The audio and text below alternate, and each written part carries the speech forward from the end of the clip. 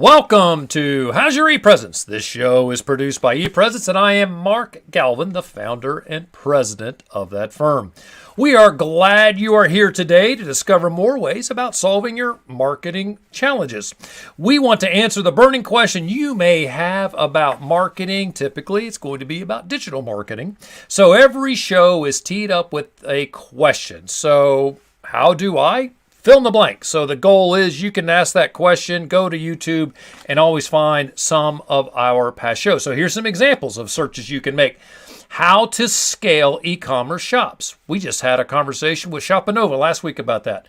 Here's another question you could ask. How to use data analytics to find your target market. Or how to improve your SEO strategy. Those are all shows that we've done in the past. You can go in, check out our YouTube channel, go to Facebook, even on LinkedIn, and watch our past shows to answer those questions. So typically, we're great identifying topics, but if you have a topic you would like for us to look at or find a guest, send that question to us. Or if you have a guest you think we should talk to, send them our way. What's great is we are booked about a month out at this point, so we're getting more and more great guests, but it doesn't mean we are not looking for guests. We're always looking for great guests all the time with some super expertise. You're going to see that today. We've got a fantastic guest coming up. So if you're just tuning in, be sure to throw us a question. You can hit us right here in the chat box. We will ask your question live. So if you would like for us to bring up your question, we'll do it here. We're a little more formal than Clubhouse, but we'll still ask your question live. What are we going to talk about today? We're going to talk about marketing strategies for dental practices. So cool. How cool is that? Also, how can a dental practice get a better website?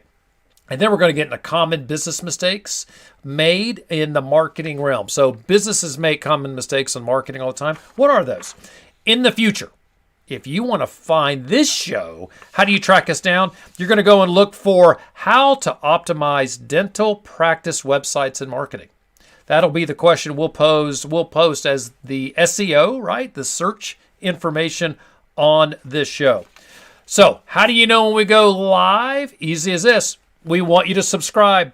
So please subscribe right there. Hit that button. We will let you know. Well, actually, I won't. YouTube or Facebook or LinkedIn will let you know when we go live. So you can always jump in and ask us a question. Normally, in the beginning of the show, we used to talk about the webinars that we do. We have webinars every month. The second and third or fourth Friday. I shouldn't even tell you. Here's what you should do. Go right there at the bottom of the screen. You see that link? e-pr.me/discount. We offer you a discount for listening to this show.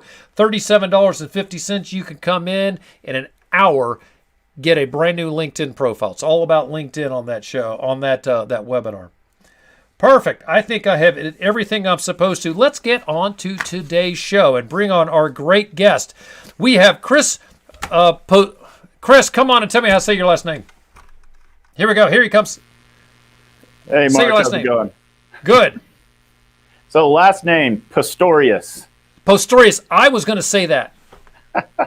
You're close. Actually, I think I was going to add an extra vowel in there. But so it's Pistorius. Yep. Chris, you are with KickStart Dental Marketing. What do you guys do? Yeah, well, the short story is that we help dental practices increase their new patient numbers. We do that by enhancing their digital marketing. I mean, everybody knows now that when somebody looks for a dentist or a plumber or whatever it may be, local business-wise, that search really starts on the internet, and more specifically Google. So we make sure that when people are looking for a dentist in our client's market, that they're present, almost omnipresent. So that it's not just Google, but we have great Facebook tactics for them, all kinds of online digital strategies to make sure that they're front and center. And then we also help with their reputation to make sure that their patients are giving them great reviews online. And we teach dentists on how to promote those reviews and make them work for them. I love that. So, number one, the reason that I had pause on your name is on my script, the O's in the wrong place on your last name. And my brain said, don't say that. So, yeah. Chris, again, glad you're here. Here's an interesting question for you, and that is, why just dental marketing? Why not open it up and do any type of business out there? Why focus there? Yeah, that's a great question. I actually get asked that a lot. And when I first started this agency, it'll be actually 12 years next month. We've had this agency. But when I first started, I started under the name of iFuse Internet Marketing. And it was exactly that. We took on pretty much anybody that's willing to pay us at that point. So we would have, auto repair guys, lawyers, dentists, whatever it may be. And, it worked for a while. And the problem with it was every time we took on a new type of client, we kind of had to figure that out. We had to figure out the industry, the lingo, what works best, what doesn't. And quite frankly, sometimes by the time we figured all that stuff out, it was too late and we just weren't getting the results that we wanted for our clients. So we kind of had a powwow and said, all right, we really need to niche this down and really concentrate in one particular industry. So at that time, we had 5 or 6 dentists that we were doing work for, and we were getting great results. They were very happy with us. We thought we had probably figured out the code on what works well for them, and that's history. We haven't looked back, and ever since that point, we've only worked with dental companies. That's brilliant. That makes great sense to me. There are a lot of folks that I meet when we're working in the digital space, and I get this from realtors all the time. Do you understand the realtors' language, their playbook? And we do somewhat, but we're not an expert exclusively in that field. A lot of realtors will end up, in fact, going to someone like you that's focused on the realty space. And there are some regulations that they need to be aware of also. So that makes good sense. I love that. So you used to work for AOL and MapQuest. And not that I have this opinion about MapQuest, but on AOL, I always think of one thing when I think of AOL, and it's you've got mail. I had AOL, right? I used to love that. Every time I got mail, I would always get that verbal sign. What did you do for AOL? Yeah, I was in ad sales. So that was back in a time where everybody had AOL. I don't know if you remember, right. But AOL used to mail out the discs that you would load onto your computer to get their service. Right? I got them. Yeah. Those are probably worth some money right now if you had one left over. But so I did ad sales, but it was a really weird time in internet marketing because everybody knew, all the businesses knew they needed to catch this wave of the internet, but they didn't know how. They didn't know what to buy or what not to buy. So and back then, really, we sold contextual advertising on the AOL platform, but most of the advertising that we sold were just banner ads. And people were we didn't have a good strategy in place. We just knew we could sell advertising online and let's just do whatever we can. So it was a weird time. It was kind of like the gold rush for internet marketing back then. That is just amazing. I remember wanting to break out of AOL. That's what I remember. I'm thinking there's got to be more. And there was this one obscure little button that you could push that would take you to the internet, right? Where you could break out of AOL. And that little obscure button became more and more important eventually. Wow. So you're an author, wrote a book, The Ultimate Guide to Internet Marketing for Dentists. I always ask this question when somebody's written a book. How long did that take? Yeah, well, that's a great question, and it took a while. So I can't do this over on the weekend, is what you're saying, huh? And I'm like that. I'm kind of that personality where I'm like, I'll just do it over a weekend and we'll be good to go. But there is so much to it, and a lot of people helped me with it because in my years of experience in marketing, I've got all these ideas, and I needed to put those on paper first, and then kind of form it into a plot, if you will. And the whole thing around the book is if you just started a dental practice, get the book because it tells you basically every strategy that you need to employ and how to do it, right? So if you don't have the budget for marketing yet or you're just starting out, that's a great guide. So I had to take all my big ideas, funnel them into actionable items that a dentist can read and actually deploy those strategies. So it was difficult. It probably took me, I don't know, almost a year to get it completely finished. Yeah, I've heard about that. I've heard of some people who just take a week away and they just go away just to exclusively work on a book. Whatever the case, it does take time, but the strategy has to be there. You've got to have that roadmap. Right. So you are in Castle Rock, Colorado, and that's just south of Denver. So you're mountain time. Right. How's the weather in Colorado right now? Oh, funny. It was 70 yesterday and sunny, and today we got a couple inches of snow. So we're in that type of, Gosh. yeah, we're in that weather pattern in the spring here in the Rocky Mountains where it can, I mean, it's a 50 degree temperature change from yesterday to today. So in another month or so, it'll stabilize and we'll get into some good weather, though. Well, I tell you what, you're in a beautiful part of the world. I'm jealous. I wish I could be there. You are, yeah, on the weekends, you probably feel compelled to get out of the house and go someplace, don't you? Yeah, Absolutely. that's a neat spot of the world to be in. Well, let's get into some marketing stuff. Folks, reminder, you can ask a question. So if you've got a question, feel free to throw it right there on the screen. We will bring that up live. If you don't want to ask one, that's okay. I'll ask the questions. So let's start off here with the first one that I've got, and the question is this. What are some of the best strategies that a dental practice can use right now to help bring in more new patients? And don't tell me just read the book. Yes, No, but seriously, how can people do that? Yeah, I've asked this one a lot too, and my number one answer is always take action. We find that a lot of dental practice owners look into marketing. They know they should do marketing, but they kind of sometimes get to the point where they put their head in the sand and don't do anything. And the reason for that is because marketing has become a lot more complex than it was years ago. Oh my God, tell me about it. Yeah, You're spot on. It is hard, so I can see why people would want to stick their head in the sand. Yep. So good. Go ahead. What were you saying? Where should they take action? Well, I think that they just need to take action. They need to do something, but they need to educate themselves, because there's 10, 15 years ago, you put an ad in the yellow pages, maybe you do some direct mail, and your marketing's done, right? And it worked.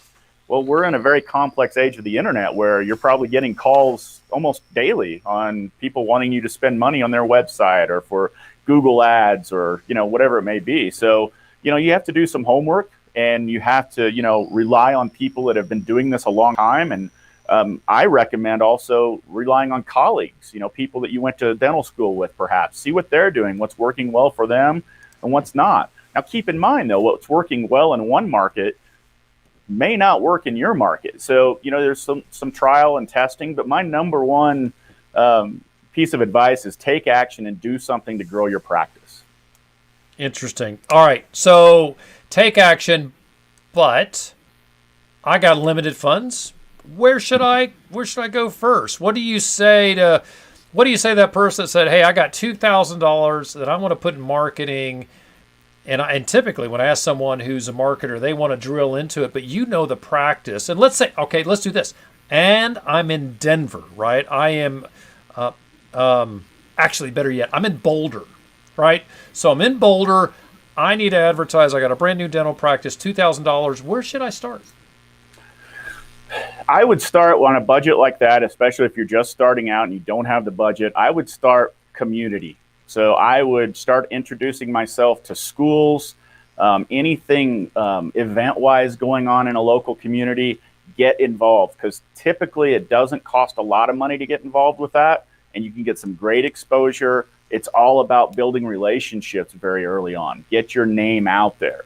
One of the services that we do provide is just that. We actually will reach out to the client's local community, try to negotiate some sponsorships, try to do some mentions, do interviews like this perhaps, just to start building that local community. And a great byproduct of that is that as you do things like this and get involved in the community, it can help your SEO rankings, your rankings on Google, because all of a sudden these events and these podcasts or whatever it may be, they start linking to your website from their website, and that's a big ranking factor for Google. So get involved in the community, get your name out there, and you'll also start to see naturally your rankings on Google get better. All right, I got to ask you. I have never tried something like that. If I'm going to get involved in the community, you're talking about putting a banner in the outfield of the local baseball stadium, right? Little league stadium, or field, not a stadium. It's stuff like that. Maybe the local high school. Is that what you mean by the local space? That's exactly right. Just local community stuff. So we do sponsorships all the time with high schools, little league teams, churches sometimes if it's appropriate. Any like local events, like a local. A lot of those have been put on hold with COVID, but anything Right. going on in the community where there's going to be a lot of people, and a lot of eyeballs in front Bravo. of. So, and the other side of that is I would also make sure that you have a good website presence. Okay. Because once you start doing these events, you're going to want to mention those on your website. So when people do find you, they can see that you're involved in the local community, and they can also kind of put a face with a name, if you will. So get that website the way you want it. Get some local community started. That's going to start your new patient base, and then you can expand into more aggressive things like SEO or paid ads on Facebook or Google. Text chat capabilities on your website. There's it's kind of the phase 2, if you will.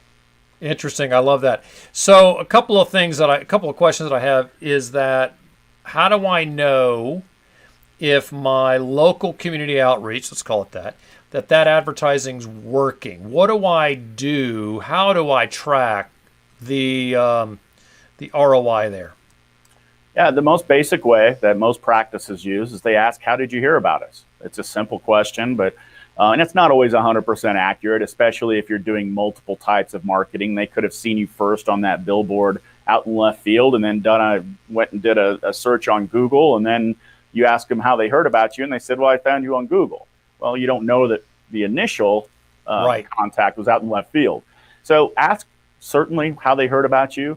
We provide a lot of very detailed tracking services so that we can tell exactly where a person called from and where they originated. So there's just a little bit of code we can put into a website, and it kind of changes your phone number depending on where that person came from, so that we can track without a doubt where those leads. Oh, that's really cool. Yeah. So if somebody's calling from a certain neighborhood, you could see that it's coming from that phone number. What about links? Is there a different link on each of those banners at each of those stadiums? Is that also something that works? No, yeah. So a lot of the leads that we generate for dental practices come from forums off their website or a landing page or something. And we've got some code on that too that actually can trace where that person came from. So we can say, oh, well, look, you just got a lead for a teeth cleaning, and it came from Facebook, or it came from Google, or whatever it may be. So it helps us really track what's working well for the dentist, and so that we can move budget around to make sure that we are really doing all we can with what we know is working. I think that's fantastic. I love that. And I like what I think is really interesting here is, because of your specialty, because you've drilled in specifically with a specific market, you already understand this. There are some things, like I will tell you right now, if you took my logo and put it in the outfield of a baseball stadium, of a baseball field, a Little League baseball field, people would see it and say, okay, that's ePresence. What does that mean? But if it said Dr. Smith, local dentist, I get it, right? And so that makes good sense. And even in the little printed brochure handed out football, whatever that's called. I'm having a total brain cramp, but where you go to a high school football game and it has all the players on there, or a basketball game. That's right. That's brilliant, and that's why it's really worthwhile for folks to reach out to you, because you get that. You innately went there. I love that. Perfect. So, all right. Now that that's rolling, what are some things that a practice can do on their website to increase conversions? And I think this is something everybody needs to know. Yeah, I think that, and a lot of this stuff does apply not just to dentists, but really anything local business-wise. Absolutely. So what we've got a checklist. So when a new client reaches out to us and we kind of do a strategy session, we look at their website and we've got a checklist of all the things that they might be missing out on. One of the biggest things that I see is that dental practices on their website will use stock images, right? Right. And to me, that's a big no-no. And here's why. People buy from people, right? They don't buy from actors or models typically, especially a dentist. So we like to see, have the dentist come out, or have a photographer come out, take photos if they need them of the practice, of the people, of the patients, whatever it may be. And let's use those pictures on the website, because when you're choosing a healthcare professional, let me back up a little bit.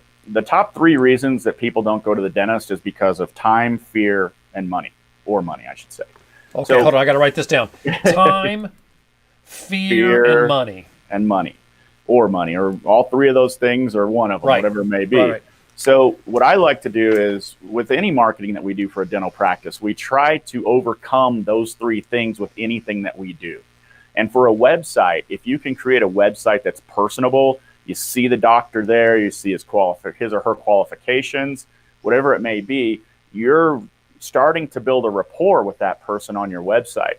And so when you use, your images of your office and your practice, you kind of got a step up in the game there. So we try to really hone in on that time, fear, and money very early on in a website. And when I say early on, I mean above the fold. So that's an old newspaper term where you used to fold a newspaper in half, and anything you see above it is above the fold.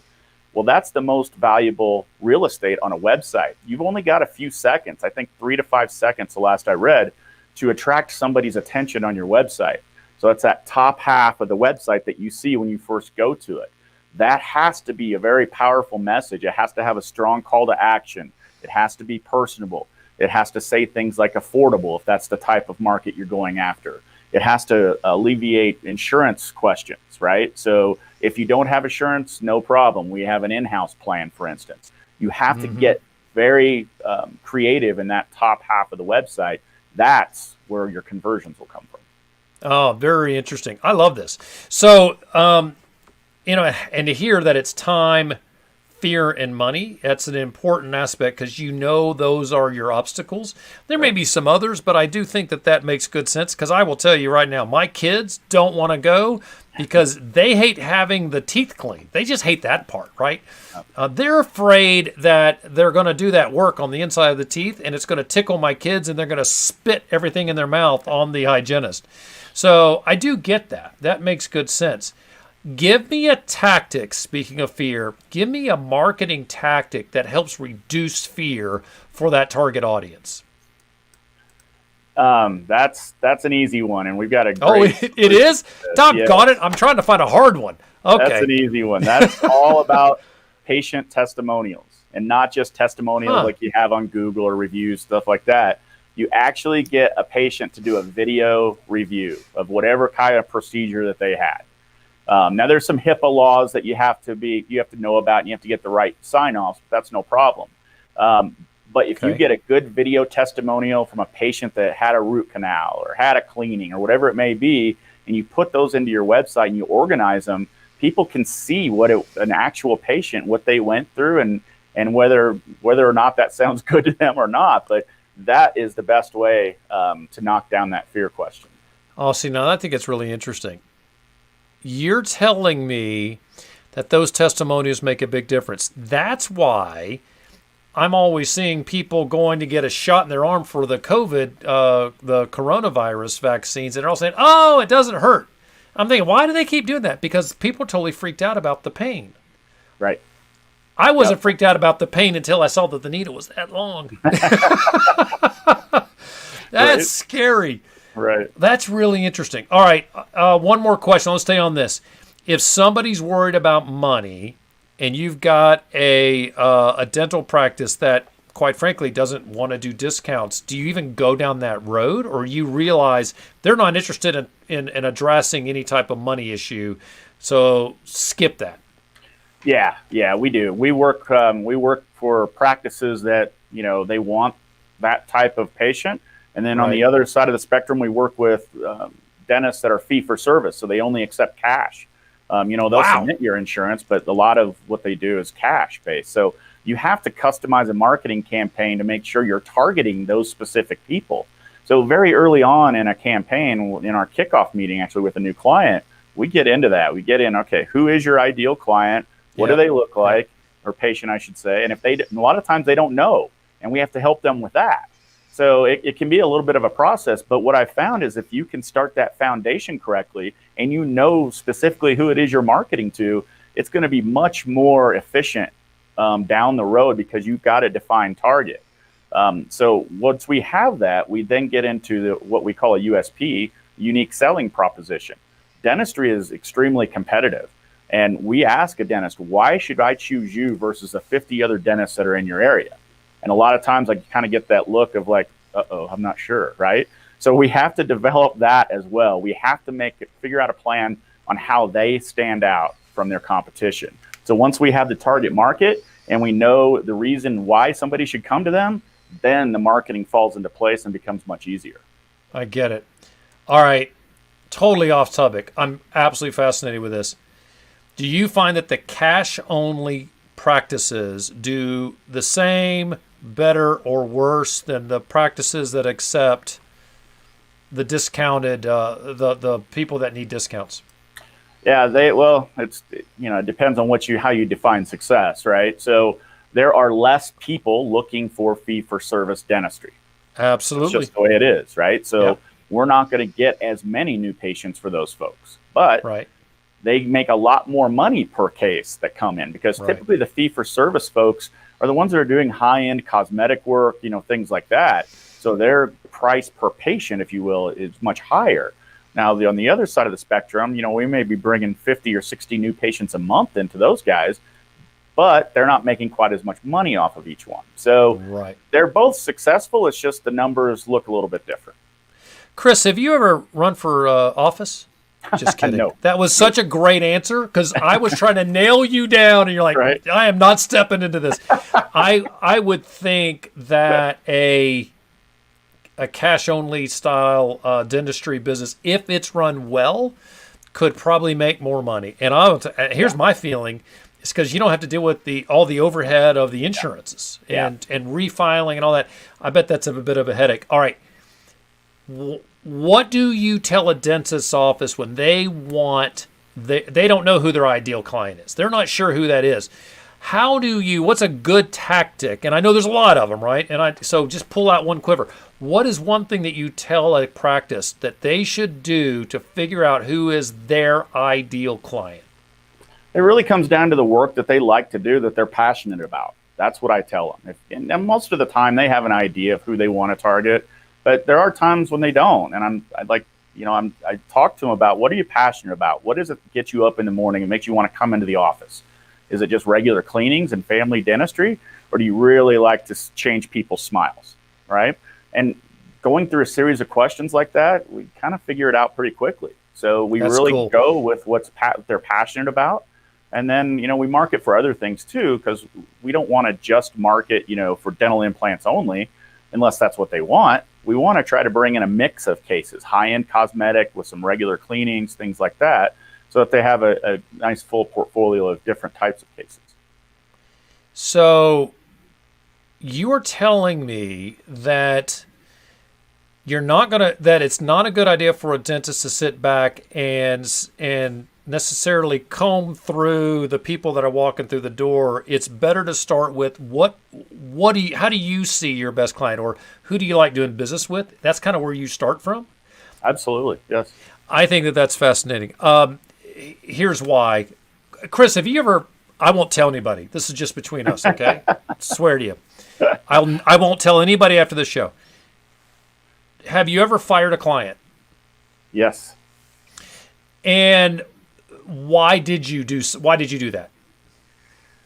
Yeah, so I'm totally putting him on the spot. So no, that's a fair question, and it has happened. In 12 years of being in this industry, what I've learned, and it doesn't happen very often anymore, because we have a pretty good vetting process. We're really considered kind of a boutique agency. We're small, but powerful, and we can scale very well. But we do a little bit of the vetting process when they're doing the vetting process, right? So we interview them while they're interviewing us. We want to make sure that our strategies align with their goals, right? It's simple as that. So we don't see it much anymore.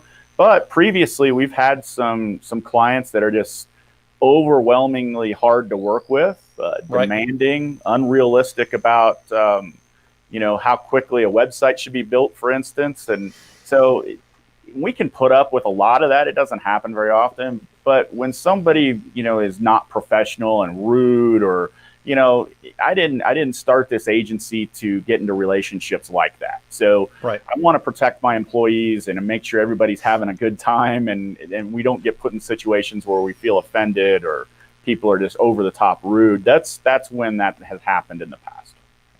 I also think there's something that, and I bet you're a great guy to work with. I bet you're a great service provider to your clients, just by what you said. There's something else that you and I, do you drink beer? Yes. So if you and I having a beer, here's what we're going to also say, because all that's important, and I am 100% agree with you. Those clients also cost money. They cost us more money to service because we end up having labor spending more time on them. Right. And not that that's a problem, but it's why you come way back and you ask that question, who's your ideal client? These are the people I want to do business with. Well, great. If I can, and there is no business person in the world that would deny this, if I could provide 20 of your ideal clients and eliminate the 1 or 2 that you don't want to do business with, are you interested? Or 100 or 200? Absolutely. Right. That's why you start there. And I would tell you, folks, if you're watching this and you're trying to figure out who you should market to, you need to start there. It is not self-centered. It feels like that. And I will tell you, Chris, I totally felt self-centered when I started to identify clients that way. But it's because you can do a better job for them. I think that's absolutely fascinating. Right. Yeah. All right, I thought we were going to talk about. I thought this was going to take a short amount of time to talk about dentist marketing because the most famous. Who's the most famous dentist in the world? You tell me. The guy from Rudolph, the red-nosed reindeer, the kid that wants the little elf that wants to be a dentist and ends up on the island with the misfits. He's a client of ours. I love that. Well, I tell you what, Chris, this has been very interesting, and you shared great information, both for dentistry as well as for folks in the business world. Share this. Where can people find you? Where do you want them to track you down? Yeah, just go to kickstartdental.com. Our phone number's there. You can, if you're interested in just learning more about your practice, you can schedule a free strategy session with me. I do all of those personally. And you can schedule it right on off our website, and that's probably the best way. Well, based on our conversation today, it makes total sense that someone should call you and go through that session with you. So that's a free session. You don't require anything, and it helps them to see what you offer, and also you can see if they're an ideal client, if you can actually help them. Yeah, so we do a pretty in-depth analysis on their market, their competition. We've got some cool tools that show us things like how many people in a market for each dentist, so we can really talk about competition, and we'll give them the exact strategy of what we think it'll take to get them to that next level if they want to take their practice. Wow. So if I'm about to get my degree in dentistry, I should talk to you to figure out where I should drop my practice. That's right. Wow. Okay, good. You also got the book. We mentioned the book before. All of you that are watching, if you're interested in the book, there it is on the screen. The Ultimate Guide to Internet Marketing for Dentists. We're going to put a link of that in our show notes so you can go right in and click on it and go buy it from the big A and have it delivered directly to your door. Well, Chris Pistorius, see, now that I see your name on the screen, my mind goes, yes, that's right. Hey, man, thanks for being here with us. We appreciate you. Great information, and I think every business can really spring off of some of this great information you've shared, so I appreciate that. Hang out. I'd love to talk to you after the show. That sound good? Absolutely. Thanks so much for having me. You bet, man. Thanks for being here. For the rest of you folks, reminder, we continue to do our webinar. So in fact, we've added a LinkedIn 2.0 session. So if you need to clean up your LinkedIn profile, you're looking for a job, you're out of work, you're furloughed, let me tell you what, people go and there are more folks getting hired on LinkedIn than any other place. And then also people that are sourced through LinkedIn and hired from LinkedIn are 40% less likely to leave that job in the first 6 months. Here's why that's important. Employers don't like to train someone and let them leave. So they know they have a better shot of you staying with that company if you go through LinkedIn. So that's why it's good to be on LinkedIn and have a great profile. If you're a company, just remember this. Companies get 80% of their business-to-business leads, social media leads, through LinkedIn. So you definitely want to make sure you're there. So if you need some help, hit that link there at the bottom. Just click on e-pr.me/discount. e-pr.me/discount. And we guarantee it. So if you come, you don't think that the hour is worth your time, I'll refund the $37.50 and pay you $20 for your time, because I know time is money. I know you're spending, taking money out of your wallet, and you're also giving me your own personal time. I'll pay you for your time if you're not fully satisfied. Folks, thanks for joining us here on How's Your ePresence. We love helping all of you. What do we do at ePresence? We are a full-service social media agency. That means that we help companies, individuals, we help college students, we do consulting, we do training, we do lots of great things, all on social media. We make sure you get an ROI on social media, because why? Social media is where you target your specific audience. So it's not about inbound searches, it's about targeting the audience that is interested in you. We can help you get there. We offer a discount to everybody that watched this show, a 5% discount on all of our services. Go epresence.me, that's epresence.me/how's your ePresence, and we will honor a 5% discount for all of you. So hopefully you guys will check that out. You can find How's Your ePresence everywhere. We're going to drop this on Facebook, YouTube, and LinkedIn. We are also going to drop this on all podcast channels, so this show will come out later. You can find it on Amazon Echo, you can find it on iTunes, you name it. And when you're there, if you're listening right now, please rate this show. Give us a rating on iTunes or on any of the other apps that you're listening to. It'll help other folks track us down, because we want to help them too. We're always dropping content every week, so stay up to date and make sure you're adding us to your feed. This show is produced by ePresence. Our producer and amazing superwoman is Morgan Wood. We appreciate all the work that she does. Until next time, for my guest, Chris Pistorius, I am Mark Galvin, and this has been How's Your ePresence?